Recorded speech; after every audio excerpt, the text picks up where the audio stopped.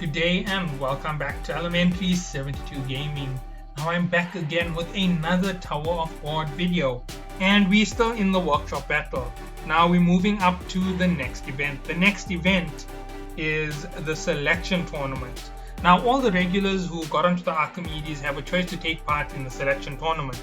The selection tournament is quite simple. It's just a showcase of who can complete the objective and get to the final game. Now, from everybody, those with the highest amount of shots became what you would call gamblers. So they already guaranteed a place in the final match. And their whole duty is to win in the gambler's position so that they can secure their teams for the final match of this tournament, where everybody will face off against each other till a single winner comes out to get the grand prize secret weapon of the workshop. At this point, there's some things that you need to know. Huts, when they were attacking the building, fought Cassino. Now he's fought Cassino before and he lost to him because Cassino calls himself the devil's right hand. And he lost to him originally the first time. He came up to fight with him the second time, and Cassino ignited himself and shattered Hut's sword. So Hut is out of a sword. He doesn't have a sword at the moment. And losing a weapon is something that really can shatter a person. So Hutz is in a very depressed mode and he's trying to find a new weapon to replace what he lost. So nonetheless, we know that those are the things that are happening on the side.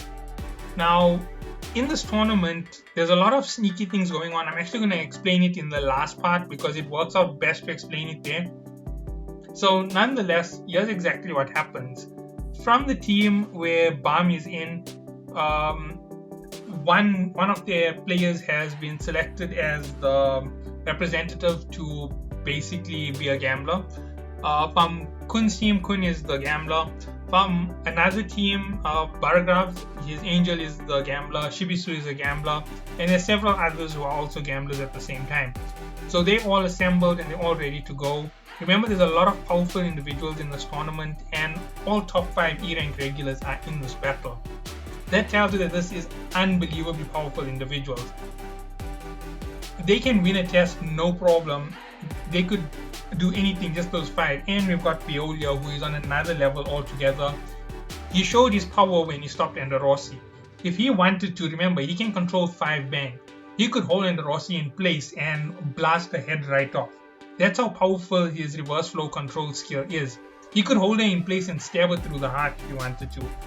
So Enderossi is not a threat for Viol. The only threat to Viol is Baragrav, because Baragrav has a power that comes from Yama, and Yama's power is some weird power that doesn't allow him to be attacked. We'll explain it in a little bit. So the second tournament is the selection tournament. The first round selected has Team Sweet and Sour's members all enter the ring at once, and 3 of them can slot their sticks into a slot and they can get into the tournament. Now, it is a very unfair thing because Sweet and Sour is a single team. Prince, Miseng, Arc Raptor and Wagnan are all in one event. It is really unfair because it means that they have to knock out at least one of their members. So they jump in and they take on that first fight and they find out that Miseng has gone absolutely berserk. Now, the whole thing with this is Miseng went berserk because she received a flower from Vadi, and Vadi said she can make them stronger like an octopus. They instantly will unlock their potential and become monsters. So obviously they refuse to be under the control of Vadi and they're doing this here free form on their own. She took the flower and she started using it without Vadi's control to control the power. So basically she is enhanced and in berserk mode. She ends up beating Prince up for all the time while they're in the waiting room before they enter into the ring. And everybody tries to attack Miseng first. But she ends up slaughtering that entire team that's there. And they end up working on Prince to actually fight against Miseng and take away her new power. So basically he'll hold a weapon in place and they'll pull the flower out of her hair to return her to normal. So I'm not going to get into nitty-gritty details about it. So Prince insults her a little bit, tells her that she's too weak. That's how come she can't get everybody back. And it really disturbs her mentally. And he blocks her attacks to say that he has enough power to do it. And this really aggravates her because she's already taken an enhancement to catch up with power, and he isn't on an enhancement and he's already there. So Arc Raptor grabs her from the back and he pulls off the flower, and she returns to normal and she's in a sobbing condition. The three of them pass the exam and they threw on that first round. Now the next round is also another crazy round. Hwoarang and Goa Seng are in the same group with Cheng. So there's those three in a single group. So we already know they're going to pass. Kun already knows it and he places his bet on Goa Seng because she's the lowest rated chance of success and he knows she's going to pass in this exam. The next group is Quattro, Blitz and Iwa. So they obviously knew who to bet on in that group. They knew one of those two were definitely going to pass. And the other group had Baragrav in it. So they instantly bet on Baragrav to win that group. So in the group with Goa Seng, Hwoarang saves her from people trying to attack her, and that's how come she passes. It's an instant easy pass because of the fact that they have personal relationships. Cheng also passes because he isn't interested in fighting them, and they both know it will be a very difficult fight if they're trying to take him on, even 2-on-1. So all three of them pass that first round. Quattro burns everybody off the stage on the stage where they're fighting, and Iwa tells him that he's irresponsible for using his flame like that, and he laughs at Iwa because she's afraid of her own power and says if you're afraid of your own power you can't do anything. And from there we see that those two pass, and the next thing that happens is we see Baragrav stage. Now one thing to note about Baragrav is he has an ultimate counter-offensive attack. If you attack him, he has an invisible dog that will attack you instantly and kill you. So on his stage, one of the other E-rank regulars basically says, I'm here to challenge you because you're supposedly the strongest E-rank regular. And he goes to do this here and Baragrav just ignores him and keeps walking. So while Baragrav is walking away, this guy tries to attack him, and one of these shadow dogs instantly kills the regular. And that's how everybody knows that he is really dangerous. Now Ender Rossi takes part in her group. She wins easy peasy. And then after that, the next person to jump out is Viol. Now Viol is under a lot of pressure. A lot of people are coming up to him, be our god, because that's what the Fug story is. They make slayers their gods. Be our god, take revenge on us for what the 10 great families have done to us, and avenge us, be our justice, grant my wish please, all these things. And immediately what's going through Viol's head is, why do so many people have such bad stories in this tower? He's so overwhelmed with the amount of things that people are putting on him. He can't really handle it, and he ends up going into this match. Now in this match, 4 of the regulars decide to be fake Fug supporters. And remember, Bam has this habit of only fighting when it's necessary. So they say they're not going to interfere with him heading to the slot to put his plug in. And as he's walking there, he sees these 4 oppressing the other regulars on the stage. So Bam is like, what are you doing? And they're like, no, we're just covering the stuff for you. And he's like, no, I don't need your help, I can do it on my own. And immediately he ends up getting really angry with these guys, and Wagner passes a comment, that's not like him. He only fights when he needs to. And when he fights, he's really, really terrifying. At this point, Cheng passes off a little comment and he's like, oh, so we're gonna see the princess get his way right through to the end. And when he fights, he's like, I made a mistake. I thought he was a spoiled kid with a silver spoon, but he's a dictator. That's what he is. And we look at the way Bam takes them on. He takes on these regulars like they're nothing, and he gives this comment. I'm not just a convenient tool for you to make wishes on. And I'm going to do this here on my own strength. I don't care what you have to say. So that's what he tells his 4 fake followers, and he knocks them off the stage basically effortlessly. He passes the exam and he's through. Now from all of the top 5 E-rank regulars, Cheng is through, Baragrav is through, and Rossi is through. And then a special case is Viol being through, who should be on the top 5 regardless. The next round of battles goes through. Paracule is part of it. Rak is part of it, he qualifies. And what happens next in this entire situation is a fight between Kunran and Anak Jahad. Now, Anak Jahad is a pseudo name, she has a different name. You'll find out about it later in the story if I'm correct. So, Anak versus Ran. And these two decide to have at it in the ring, and they go at it. They get the judges to give them a special term on their stuff that either one of them can actually fight this one out, and it's going to be better for them because all the other regulars aren't going to feel it's fair because they're real monsters and they're going to wipe everybody out if they fight. So eventually the judges say fine, it's fine, they'll go with it. And as I said, the gamblers have already either bet on Ran or Anak. One of the two is going to win. They know that was going to happen. And finally they say fine, you have our permission, you can use the entire stage. It is a contest between the two of you. One of you will win, so one of you gets the spot in the final game. Now, considering what the judges said, it makes a big impact on what happens next. So what happens is the gamblers all set in their votes on one of the two, and they were told that since this is the last game, there's a special rule. If they go all in on a player, they can receive a massive bonus, 3 million extra points, and that'll go big time for the final match.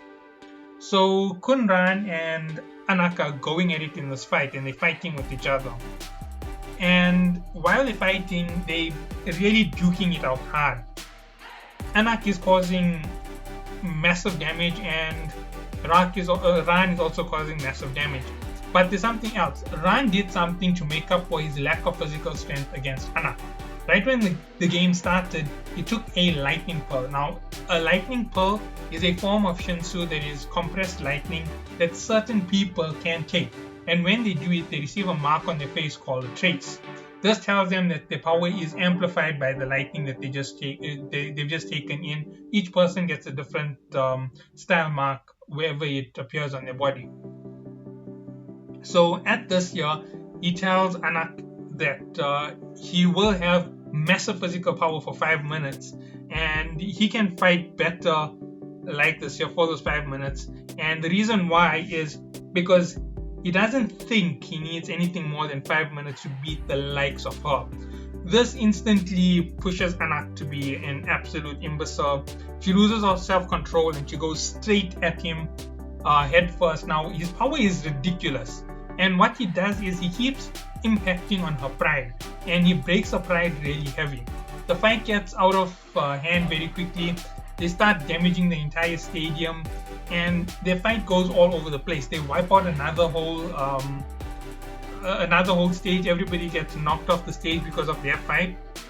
And what happens after this is Ran decides to use one of his grand techniques, Masini style lightning spear, and he pierces Anak with it just close to the heart, where it's a very damning injury. And he thinks to himself, this fight is over, there's no way she can counter what I just did to her. So yeah, that's where things go from there. And obviously this is just where things are at this point. Now things are going to change a little bit in the next coming section of things. Okay, so the next thing of big note, sorry about that. The next thing of big note that happens is the finale to this fight. So when they're fighting with each other, Anak is in the state close to death, and she's taken this massive impact, massive hit that's really damaging to her life force. She's losing power quickly. But the one thing about Anak is when she's pushed into a corner, she generates more power by using her sheer willpower. And she uses this to fight on par with Ran. At this point, Ran decides, forget about taking it easy, I'm going to push out a little bit harder, and he goes in for close range combat. Now this is where the biggest mistake was made. Because her skills were enhanced, she was very close to losing, and his time limit was almost up as well. By going in for close range combat, he allowed his tried to take priority and he lost his advantage in this battle. If he kept his distance and hit her with one or two of those lightning techniques from a distance, she would have definitely lost and he would have definitely won. But him jumping in threw up everything to the max. One of the two were going to lose at this point. And as they're busy fighting on their last blow, Pericure, who is the underling of Rak at the moment, jumps out of the water screaming revolution to save his life. And he ends up knocking both of them out. Now, it's not that he's powerful or anything. He was already knocked out of his arena. And when he throws the rubble off himself, it was just an accident. And he ends up knocking out both Ran and Anak at the same time. And this is where it's over. The two of them get knocked out instantly. Now, as you know, the rule was pretty specific. When he said one of the two gets the last slot, it didn't say that neither one can get the slot. So the rules are pretty specific to what he did. But because of the all-in from all of the gamblers, a lot of them lost. Now, nonetheless, they end up having a party that night. Gowaseng meets Hurang, they have some fun. Enderossi and Rak try chasing Bam around for a little bit. And then we introduced to what happened to Huts. Now, Huts went looking for a weapon that could beat the Devil's Right Arm, and he ended up in one of the workshop rooms called the Archon Shop. The Archon Shop is where the Living Ignition weapons are being made and where the new Living Ignition weapon program is being held along with Emily. So he enters in and he ends up getting captured by Casino. He gets tied up and thrown in a room. And once all of this is done, things go a bit sideways for him. He misses out on getting into the competition, and all of this happens on the side while he's basically out of it. From here, things go a little bit sideways for them altogether. Kun actually ends up in a meeting with the rest of the gamblers where they decide that only two of the gamblers won because they had points. Buttergraph's teammate Angel had 1 point because she decided to play it safe with 1 point in case they lost. And Viol's head of his team played it safe and had 500 million points left in the end. Now everybody else fails, and they decide that they're going to host something special for the last part of the tournament since the rules for that last game were altered. They are going to go through to a special type of tournament called the Tournament of Growth. Now this wasn't part of the original plan, and Team Fug vs Team Buttergraph are going to have their finale against each other on the other half of the stage. So there will be two halves of the stage. They're all going to fight till they reach the end, and then they can win the tournament. Now at the same time, Enderossi and Rak are interfering with Bam, which is interfering with the bet that's on between Fug and Kun basically. If they find out that Bam is Bam and Fug find out about it, then everything is off. And nonetheless, they end up interfering and they find out that Bam is Bam, and Enderossi, Rak, and Yuva confront him. They have this nice little conversation, and then Bam says he can't go yet, he has to just do something else. Now, in the Archon workshop was also another individual called Beta. He was a continuation of the Living Ignition program, and he isn't part of the same program that was done on Hurek. He is something special by the main researcher called Sophie. So what she did was nonetheless turn him into an ignition weapon as a hope for other regulars who are born in the middle area so they can be more powerful and climb the tower. And with all of this, everything goes down. He ends up putting false hope in Viol's head and tells him something, that the whole idea with this tournament is for them to get the Thorn, and once he gets the Thorn, Fug isn't going to let him go. They're going to bind him to the weapon and make him a Living Ignition weapon.